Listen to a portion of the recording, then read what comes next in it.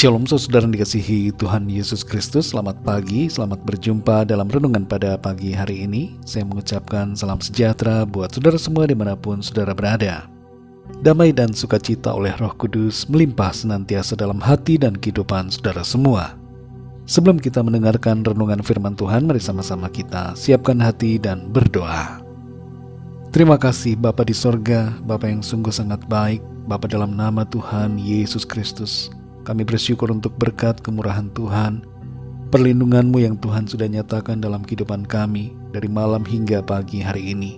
Terima kasih buat anugerah, kesehatan, kekuatan, dan segala berkat kebaikan-Mu.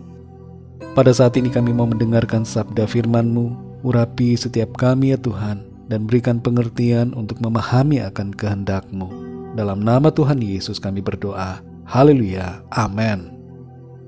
Saudara yang dikasihi Tuhan, pembacaan Alkitab kita pada saat ini terdapat dalam Injil Yohanes pasal yang kedua.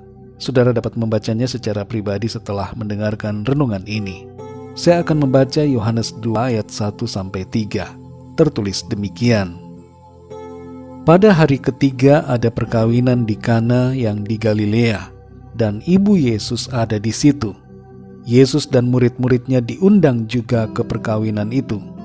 Ketika mereka kekurangan anggur, ibu Yesus berkata kepadanya, mereka kehabisan anggur.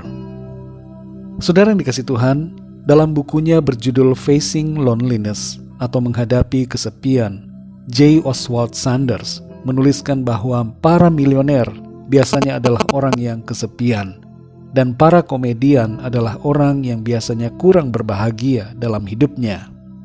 Kita melihat fenomena dari zaman ke zaman. Ada banyak artis atau aktor terkenal, penyanyi dan orang-orang yang tersohor, terjerumus dalam keterikatan dan kecanduan narkoba. Dari luar mereka nampaknya hebat, memiliki semua yang manusia inginkan, kekayaan, ketenaran, dan hal-hal yang menjadi obsesi banyak orang. Mereka tidak kekurangan secara materi dan bahkan melimpah, tapi di dalam mereka begitu rapuh. Mereka mengalami kekosongan dan kesendirian, serta tidak menemukan makna hidup. Jebakan kekayaan dan popularitas seringkali membuat manusia terperangkap dalam kesendirian. Mereka berkekurangan dalam kelimpahan mereka. Kita perlu mengerti, saudara, bahwa kekayaan dan semua perkara dari dunia ini tidak dapat mengisi kekurangan dan kekosongan kita. Ketika kita kurang, hanya Tuhan Yesus yang dapat mengisi segala kekurangan dan kekosongan kita, saudara. Dalam Yohanes 2 ayat 1-3 ini, kita membaca bagian awal dari kisah mujizat pertama dari Tuhan Yesus di sebuah perkawinan di Kana. Pihak penyelenggara acara, yaitu pengantin pria, saat itu kekurangan anggur dan bahkan habis, tidak ada sama sekali. Sebenarnya Tuhan Yesus bisa saja tidak mempedulikan mereka dan membiarkan kondisi tersebut tanpa harus memberikan pertolongan, karena ia hanyalah seorang undangan saja dalam acara itu. Tapi kita melihat di sini kepedulian Tuhan dalam perkawinan tersebut. Dalam rumah tangga yang baru terbentuk itu, ia menghargai dan mengasihi dua pribadi yang telah dipersatukan dalam tali perkawinan yang kudus. Dan ia tidak mau membiarkan mereka ada dalam masalah karena kehabisan anggur. Dalam ayat-ayat selanjutnya, kita membaca bagaimana Tuhan mengadakan mujizatnya dengan mengubah air biasa menjadi anggur. Saudara yang dikasihi Tuhan, ada beberapa hal yang menjadi rema buat kita melalui kisah mujizat ini. Yang pertama adalah, kalau ada Tuhan Yesus dalam hidup kita, maka kita tidak akan pernah kekurangan. Kehadiran Tuhan Yesus dalam acara itu menjadi kunci di mana kekurangan yang ada dicukupkan Tuhan. Perlu kita selalu undang Tuhan, saudara, dalam segala aspek kehidupan kita.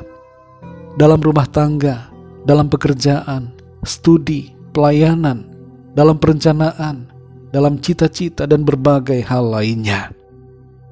Yang kedua, saudara, Tuhan mengisi kekurangan kita. Ketika kita mengalami kekurangan, jangan kita putus asa, karena Tuhan sanggup mengisi setiap kekurangan kita dengan kuasa dan kasih-Nya. Mungkin kita merasa kurang dalam beberapa hal di hidup kita.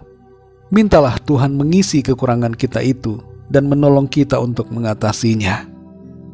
Yang ketiga, saudara, ada mujizat di dalam Tuhan. Kekurangan membuat kita dapat melihat pertolongan dan mujizat Tuhan. Bersyukurlah selalu dalam segala keadaan dan jangan menyerah, karena Tuhan sanggup melakukan segala perkara dengan cara dan kuasa-Nya untuk menolong kita. Mari saudara yang dikasihi Tuhan, kita sadari bahwa hanya Tuhan Yesuslah yang sanggup mengisi segala kekurangan dan kekosongan dalam hidup kita.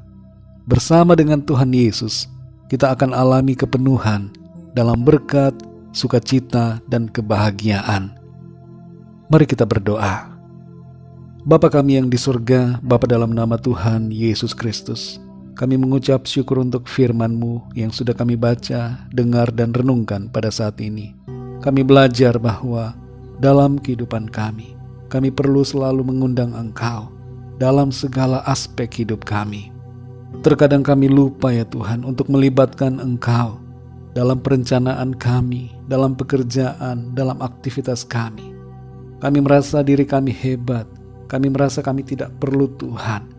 Dan ketika kami dalam kekurangan, dalam keadaan yang sulit, baru kami menyadari bahwa kami perlu Engkau. Ampuni kami yang seringkali melupakan Tuhan. Ajar kami untuk selalu mengandalkan Engkau dan senantiasa melibatkan Engkau Tuhan dalam seluruh hidup kami. Berkaryalah ya Tuhan dan bertahtalah dalam hati kami dan dalam hidup kami. Kuasai kami senantiasa. Biarlah hadirat-Mu Tuhan selalu memenuhi kehidupan kami, rumah tangga kami, keluarga kami, pekerjaan dan pelayanan, dan semua dalam hidup kami. Hanya Engkau yang sanggup mengisi segala kekurangan dan kekosongan kami ya Tuhan. Di dalam Engkau kami berbahagia, kami mengalami sukacita yang penuh. Terima kasih Tuhan untuk firman-Mu. Pimpin kami di sepanjang hari ini, dalam studi, dalam tugas, pekerjaan, usaha, pelayanan, dan semua yang kami lakukan. Biarlah semuanya itu Tuhan buat berhasil, dan dalam semuanya nama Tuhan senantiasa kami muliakan. Kami berdoa mohon lawatan Tuhan, dan kami percaya yang sakit sudah disembuhkan oleh jamahan kuasa Tuhan, yang lemah sudah dikuatkan Tuhan, yang susah dihiburkan, yang sedang dalam masalah persoalan diberikan jalan keluar yang ajaib oleh Engkau. Terima kasih Tuhan, kami serahkan segala sesuatunya ke dalam tangan kasih-Mu. Hanya dalam nama Tuhan Yesus Kristus, Tuhan dan Juru Selamat kami sudah berdoa dan mengucap syukur. Haleluya. Mari sama-sama kita berdoa, doa Bapa kami. Bapa kami yang di sorga, dikuduskanlah nama-Mu, datanglah kerajaan-Mu, jadilah kehendak-Mu di bumi seperti di sorga. Berikanlah kami pada hari ini makanan kami yang secukupnya. Dan ampunilah kami akan kesalahan kami, seperti kami pun mengampuni orang yang bersalah kepada kami. Dan janganlah membawa kami ke dalam pencobaan, tetapi lepaskanlah kami daripada yang jahat. Karena Engkaulah yang punya kerajaan, dan kuasa dan kemuliaan, sampai selama-lamanya. Amin. Terimalah berkat Tuhan. Tuhan memberkati engkau dan melindungi engkau. Tuhan menyinari engkau dengan wajah-Nya dan memberikan kasih karunia. Tuhan menghadapkan wajah-Nya kepadamu dan memberikan damai sejahtera. Berkat anugerah dari Bapa Surgawi, cinta kasih karunia dari Tuhan Yesus Kristus, dalam persekutuan dan penghiburan Roh Kudus, menyertai kita semua, sekarang ini dan sampai selama-lamanya. Dalam berkat nama Tuhan Yesus Kristus. Haleluya. Amin. Puji Tuhan, saudara yang dikasihi Tuhan, saya percaya firman Tuhan menjadi berkat dan kekuatan buat saudara semua, dan Roh Kudus akan menolong saudara untuk lebih lagi memahami kebenaran firman Tuhan. Tuhan Yesus memberkati saudara semua. Sampai jumpa dalam renungan yang berikutnya. Haleluya.